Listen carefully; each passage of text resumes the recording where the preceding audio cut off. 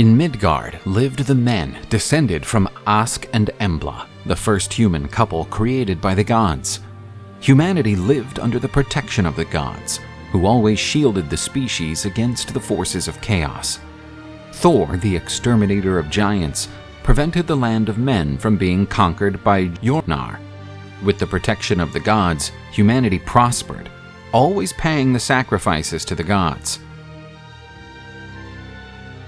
These men were used to dealing with the harshness of winter, always preparing themselves to face all the difficulties that a long and icy winter could impose. But even men knew that the region of the gods would not last forever, and that the divinities of Asgard would have to struggle to face the forces of evil during the Ragnarok.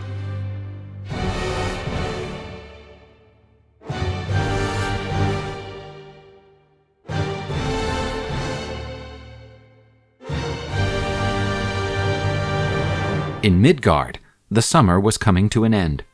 Everything indicated that men would have a huge harvest ahead. But a cold wind began to blow, and the totally unexpected frosts destroyed much of the crop. The leaves of the trees quickly took on the colors of autumn and began to fall much earlier than expected, a sign of the approach of a harsh winter.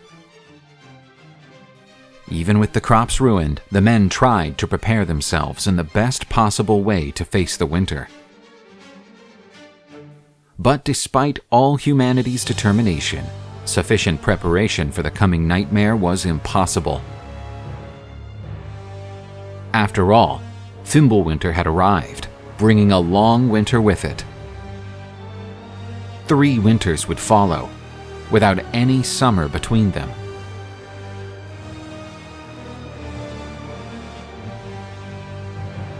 Men and their farm animals took refuge from the intense cold in their shelter, where they tried to survive in the freezing cold. The nights seemed longer and longer. Every night men feared that the sun would never rise again. Their food stocks ran out, and, forced by hunger, they had to eat all the chickens that gave them eggs, and even their pets. Those who risked facing the cold, looking for an animal to slaughter, became easy prey for the pack of Fenrir's children. The men started to fight among themselves for the few existing resources. Brother fought against brother. Children challenged fathers. Chaos settled among men. The hatchets of war were always drenched in blood. The lack of food forced many people into cannibalism. The few remaining human beings were quickly falling apart. In Asgard, the Aesir gods noticed the signs that the ultimate combat between the gods and the forces of chaos was approaching. This cataclysmic event would become known as Ragnarok, the Twilight of the gods. After 3 practically uninterrupted winters, chaos reached the kingdom of men. Few survived the bloody anarchy that followed. The conditions prophesied for the beginning of Ragnarok materialized. 2 wolves, who claimed to be Fenrir's children, crossed the skies, chasing the sun and the moon. The wolf Hati was chasing the moon, while Skull was chasing the sun. The deities that personified the 2 stars managed for a long time to escape the wolves, but they couldn't escape Fenrir's offspring forever. The wolves finally reached their prey and swallowed them. Without sun and moon, the world plunged into darkness. The end was near.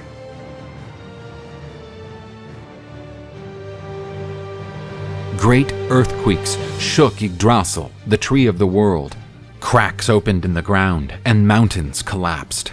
The rock where the powerful wolf Fenrir was washed away. The giant wolf was finally free, thirsting for revenge. Jormungandr, the snake of the world, moved in the waters, causing huge waves. These tsunamis devastated the few coastal cities that still resisted. The colossal serpent unleashed its terrible poison by contaminating the waters. From the smallest living beings like the plankton to the largest whales, all died intoxicated by the terrible serpent. Loki, who was imprisoned and subjected to terrible torment, was freed from his bonds. Like his son Fenrir, Loki had only one wish in his heart: to destroy the gods of Asgard. The god of lies descended to Helheim, the kingdom where the souls of those who died an unworthy death would go. There, Hel was sovereign.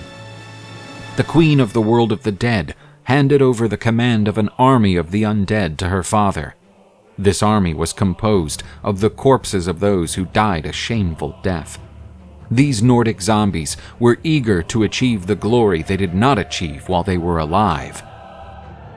Nidolgr, the dragon who gnawed at the roots of the Tree of the World, dug a huge tunnel through which the armies of the dead would march to the land of men. Great flames of fire signaled that the army of Muspelheim was on the march. The giants of the Flaming Lands were led by Surtur the Black. The huge giant burned everything that was in his way, using his flaming sword. The ice giants of Jotunheimer embarked on ships towards Vigrid, the chosen place to be the battlefield between gods and forces of chaos.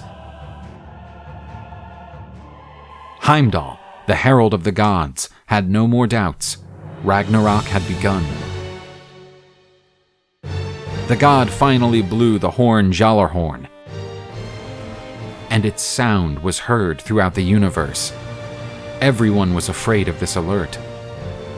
The end of the age of the Aesir gods was approaching. The great battle would begin.